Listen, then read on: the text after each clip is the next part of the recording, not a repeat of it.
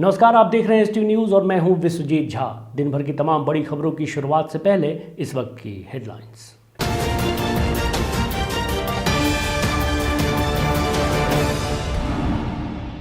देश में corona virus के लगातार बढ़ते मामलों के बीच प्रधानमंत्री ने मुख्यमंत्रियों के साथ की बैठक। बोले, टेस्ट, ट्रैक और ट्रीट को लेकर अब भी गंभीर रहने की है जरूरत।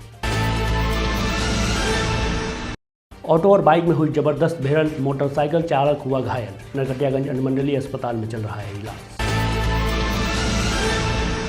सुगली प्रखंड क्षेत्र में चलाया गया शराब मुक्ति जागरूकता अभियान। पारा विधिक स्वयंसेवक ने चलाया अभियान। सड़क दुर्घटना में पताही थाना क्षेत्र के नन्हार निवासी एक युवक की हुई मौत। परिजनों का रो रो कर है बुरा हाल। बदलते मौसम को लेकर अग्निशमन विभाग ने चलाया जागरूकता अभियान। नुक्कड़ नाटक के माध्यम से लोगों को किया जागरूक। मझौलिया के आंगनबाड़ी केंद्र संख्या 308 पर हुआ टीकाकरण। महिलाओं को प्रसव के बाद तथा प्रसव के पहले बरतने जाने वाली सावधानियों के बारे में दी गई विस्तृत जानकारी। ढाका उच्च विद्यालय के सभा भवन में कार्यशाला सह समीक्षा बैठक का हुआ आयोजन। सिकरहना SDM ज्ञान प्रकाश रहे मौजूद। वाहनों में अश्लील गाना बजाने वालों पर प्रशासन सख्त। ऐसा करने वालों की बिहार सरकार रद्द कर देगी परमिट। चकिया के अनुमंडल स्तरीय फेयर प्राइस डीलर एसोसिएशन के बैनर तले एक अभिनंदन समारोह का हुआ आयोजन। मैनाटांड के भेड़ी हरवा SSB कैंप के पास एक ट्रक ने मोटरसाइकिल चालक को मारी जोरदार टक्कर। घायल साइकिल सवार का चल रहा है इलाज। सुगौली में कबड्डी लीग सीजन 3 के फाइनल में स्पोर्ट्स एकेडमी मोतिहारी की जीत। सन्नी मिश्रा की शानदार कमेंट्री रही आकर्षण का केंद्र।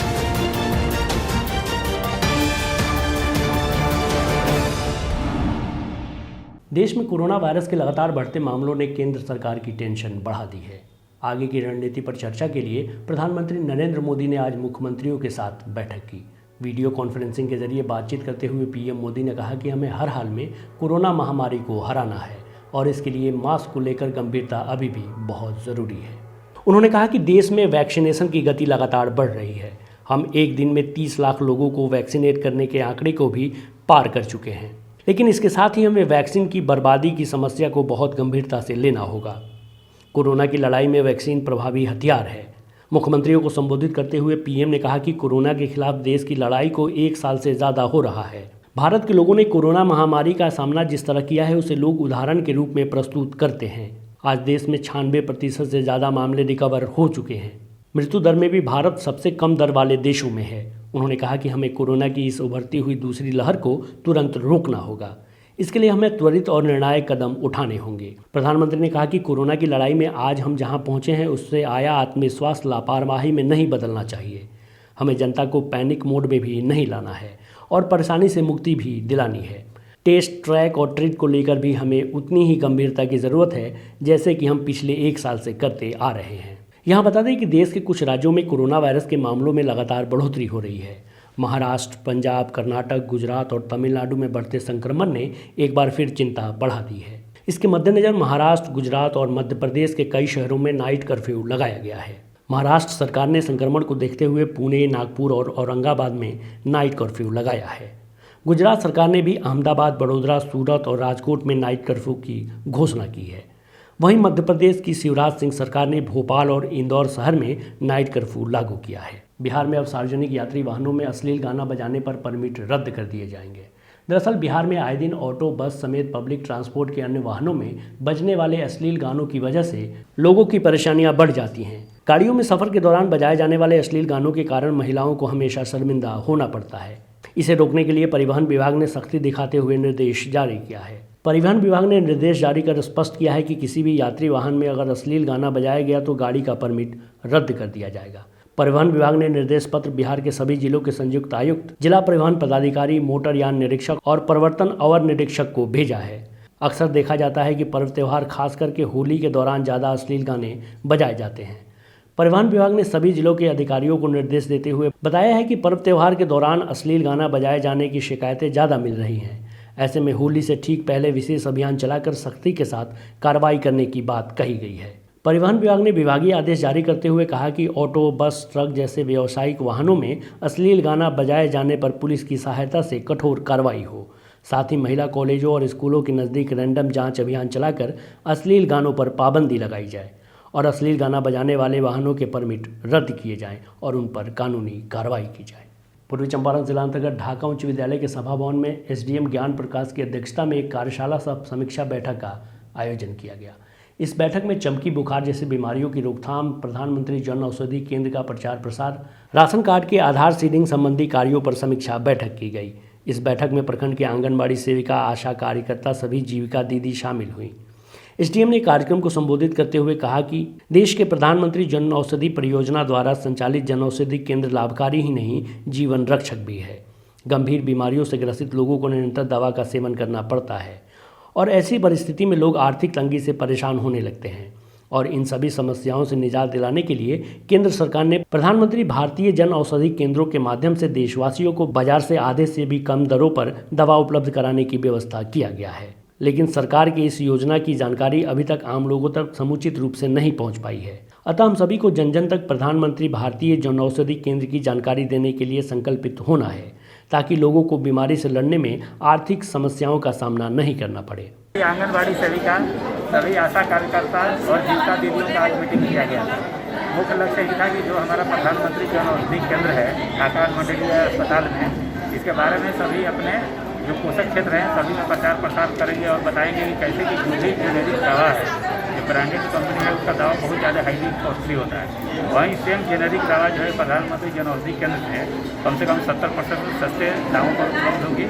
इसके अलावा चमकी बुखार और जापानी इंसेफ्लाइटिस के बारे में बताया गया कि अपने अपने पोषक क्षेत्र में जो भी विभाग हैं उनको मीटिंग करके बताएं कि उससे बचना है और क्या क्या उनके लिए करना है। कोई भी लक्षण आने पर तुरंत अपना हॉस्पिटल में पहुँचाना है। पश्चिमी चंपारण जिला अंतर्गत नरकटियागंज चीनी मिल के पास बाइक और टेम्पो में जबरदस्त भिड़ंत हो गई, जिससे बाइक सवार गंभीर रूप से घायल हो गया। घायल बाइक चालक को नरकटियागंज अनुमंडलीय अस्पताल में लाया गया, जहां प्राथमिक उपचार किया जा रहा है। घायल बाइक चालक की पहचान रामनगर के डाइन मरवा गांव निवासी इरफान आलम के रूप में हुई है। बताया जा रहा है कि बाइक चालक मरजदवा से रामनगर जा रहा था, तभी अज्ञात टेम्पो ठोकर मारकर फरार हो गया। डॉक्टर अबरार ने बताया कि घायल का प्राथमिक उपचार किया जा रहा है। कुछ जांच करनी होगी, जिसकी रिपोर्ट आने के बाद ही कुछ कहा जाएगा। फिलहाल स्थिति कंट्रोल में है। पश्चिमी चंपारण जिले के मझौलिया से अगली खबर है। यहाँ आंगनबाड़ी केंद्र संख्या 308 पर टीकाकरण किया गया। इस दौरान उपस्थित गर्भवती महिलाओं तथा किशोरियों को प्रसव के बाद तथा प्रसव के पहले बरतने जाने वाली सावधानियों को विस्तारपूर्वक बताया गया। इस दौरान आशा फैसिलिटेटर साजदा सबनम ने टीकाकरण से संबंधित भी जानकारी दी। उन्होंने कहा कि प्रत्येक वर्ष सर्वे का कार्य डोर टू डोर किया जाना है। इस दौरान बताया गया कि नवजात शिशु के जन्म के तुरंत बाद सूखे व गर्म कपड़े से लपेट देना चाहिए। 48 घंटे के बाद ही नहलाना, हर बार दूध पिलाने के बाद डकार दिलाना चाहिए, इत्यादि बातों को बताया गया। नरकटियागंज प्रखंड के हरदी टेढ़ा पंचायत स्थित मंदिर के प्रांगण में बिहार अग्निशमन विभाग के अधिकारियों ने मॉक ड्रिल के साथ नुक्कड़ नाटक के माध्यम से जागरूकता अभियान चलाया। इस अभियान के तहत विशेष रूप से खाना बनाने के दौरान महिलाओं को सावधानी बरतने पर प्रकाश डाला गया। अग्निशमन विभाग के कर्मचारियों ने गैस से आग लगने पर उसे सावधानी के साथ बुझाने के साथ तत्काल अग्निशमन विभाग को सूचित करने के लिए कहा। इस दौरान नरकटियागंज अग्निशमन पदाधिकारी ब्रिज कुमार चौधरी, अमित कुमार, अरुण कुमार समेत सैकड़ों की संख्या में महिला एवं पुरुष मौजूद रहे। वहीं जिले से आए अग्निशमन अधिकारी रमेश कुमार यादव ने बताया कि गर्मी के मौसम की शुरुआत व मुख्यालय के निर्देशानुसार आपदा प्रबंधन प्राधिकार के आलोक में नुक्कड़ नाटक और मॉक ड्रिल के माध्यम से सभी पंचायतों में जागरूकता अभियान चलाकर लोगों को जागरूक किया जा रहा है, ताकि आगलगी की घटनाओं पर रोक लगाई जा सके।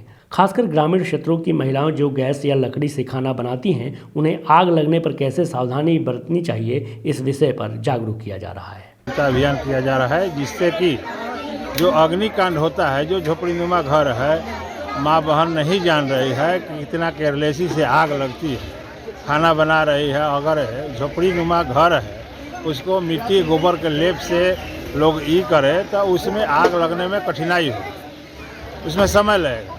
लेकिन अगर आप खाना बना रहे हैं, खाना बनाने के क्रम में अगर आप बाल्टी में पानी रखे हैं, समय खाना बनाने के बाद चूल्हा के आग को बुझा देते हैं और बुता करके बाहर फेंकते हैं, तो आप सुरक्षित हैं, आपका गांव सुरक्षित है। इसीलिए सभी को हम लोग जागरूक करने के लिए प्रयास कर रहे हैं। पूर्वी चंपारण जिला अंतर्गत पताही थाना क्षेत्र के नन्हार गांव निवासी रामबाबू शाह के 18 वर्षीय पुत्र राजन कुमार की मौत सड़क दुर्घटना में हो गई। बताया जा रहा है कि मृतक जयपुर काम करने जा रहा था। उसी क्रम में सोमवार की शाम डुमरिया घाट थाना क्षेत्र के बांध के समीप राष्ट्रीय राजमार्ग संख्या 28 पीपरा कोटी से गोपालगंज जाने वाली मुख्य मार्ग पर सड़क हादसे का शिकार हो गया। मौत की सूचना मिलते ही परिजनों में कोहराम मच गया। परिजनों ने बताया कि आज ही घर से करीब 11 बजे बस से राजस्थान के लिए निकला था। घटना की सूचना मिलते ही पुलिस मौके पर पहुंचकर मामले की जांच में जुट गई। मृतक राजन घर का एकमात्र कमाऊ पुत्र था। उसके मौत से परिजनों में गम का पहाड़ टूट गया है और गांव में भी मातमी सन्नाटा पसरा हुआ है। उधर मृतक की मां मीना देवी पुत्र की मौत के गम में बार बार बेहोश हो जा रही हैं। सुगौली प्रखंड के कई क्षेत्रों में शराबबंदी व नशा मुक्त समाज के निर्माण को लेकर पारा विधिक स्वयंसेवक सह सामाजिक कार्यकर्ता अवधेश कुमार गुप्ता ने जागरूकता अभियान चलाया। पीएलवी अवधेश कुमार गुप्ता ने दलित समुदाय के लोगों से मिलकर नशा उन्मूलन के प्रति जागरूक करते हुए सभी को नशा छोड़ने की अपील की। उन्होंने लोगों से शराब नहीं पीने तथा नहीं बेचने की अपील की। उन्होंने कहा कि नशा मानव जाति के जीवन में मतभेद व कड़वाहट लाता है और समाज में उसका गलत प्रभाव पड़ता है। उन्होंने कहा कि जो पैसा आप लोग शराब के सेवन में खर्च करते हैं वह पैसा आप अपने बच्चों के भरण पोषण शिक्षा में खर्च करें, जिससे उसका विकास हो सके। अगर आपके आसपास कोई शराब का निर्माण हो रहा है या खरीद बिक्री हो रही है तो इसकी सूचना अपने नज़दीकी थानाध्यक्ष को दें तथा शराब मुक्ति अभियान में उनकी मदद करें। पश्चिमी चंपारण के मैनाटांड से अगली खबर है, जहां मैनाटांड से बेतिया जाने वाले मुख्य मार्ग पर भेड़िहरवा एसएसबी के पास एक ट्रक ने साइकिल सवार को जोरदार टक्कर मार दी, जिससे साइकिल चालक गंभीर रूप से घायल हो गया। घायल साइकिल चालक को आनन फानन में मैनाटांड प्राथमिक स्वास्थ्य केंद्र पहुंचाया गया, जहां साइकिल चालक की स्थिति को देखते हुए government medical college Bettiah refer कर दिया गया। दुर्घटना के बाद ड्राइवर ट्रक छोड़कर फरार हो गया। वहीं मैनाटांड थाना अध्यक्ष ने बताया कि साइकिल चालक की पहचान अभी नहीं हुई है। पुलिस छानबीन में जुटी है। चकिया नगर परिषद वार्ड नंबर 10 स्थित उत्सव कुंज में मंगलवार को अनुमंडल स्तरीय फेयर प्राइस डीलर एसोसिएशन के बैनर तले एक अभिनंदन समारोह का आयोजन किया गया। इस दौरान कार्यक्रम के मुख्य अतिथि एसोसिएशन के प्रदेश अध्यक्ष वरुण कुमार सिंह तथा प्रदेश महामंत्री कृष्ण कुमार सिंह व जिलाध्यक्ष कुणाल आदि को संचालन समिति द्वारा माला पहनाकर और अंग वस्त्र देकर सम्मानित किया गया। मौके पर हरेंद्र कुमार, रामानुज कुमार, प्रमोद कुमार, दीपू कुमार सहित अन्य मौजूद थे। कैसे 50 किलो जो हम लोग नेट वेट मिलना चाहिए 45 किलो मिलता है। मैं लिख करके दिया हूँ विभागीय सचिव को, विभागीय मंत्री को, मुख्यमंत्री को भी लिख करके दिया हूँ कि नेट वेट में खाद्यान्न दिलाया जाए। आज अगर ईमानदारी से राज खाद्य निगम के गोदामों का जांच करा लिया जाए, सारा गोदाम मैनेजर फंस जाएगा। मैं दावे के साथ कहता हूं।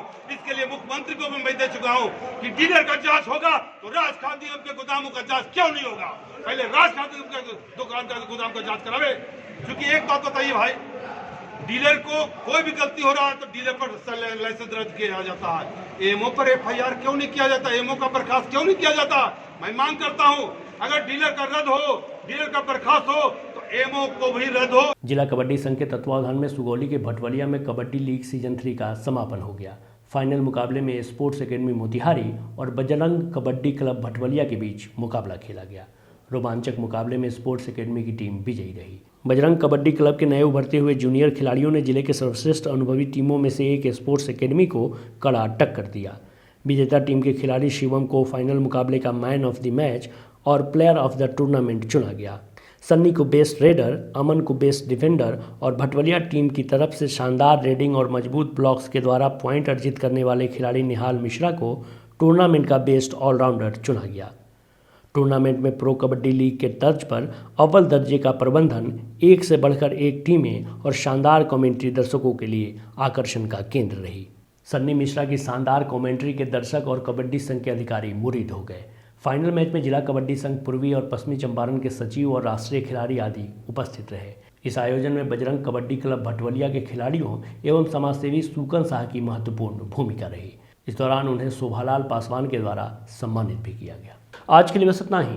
HTV न्यूज़ पर प्रसारित होने वाली खबरें, प्रोग्राम सब GTPL के चैनल नंबर 985 और डेन के चैनल नंबर 155 के साथ साथ आप अपनी सुविधानुसार मोबाइल फ़ोन पर भी देख सकते हैं। अगर आप हमें YouTube के माध्यम से देखना चाहते हैं तो HTV न्यूज़ के ऑफिशियल YouTube चैनल को सब्सक्राइब करें और बेल आइकन दबाकर ताज़ा वीडियोज़ की नोटिफिकेशन प्राप्त करें।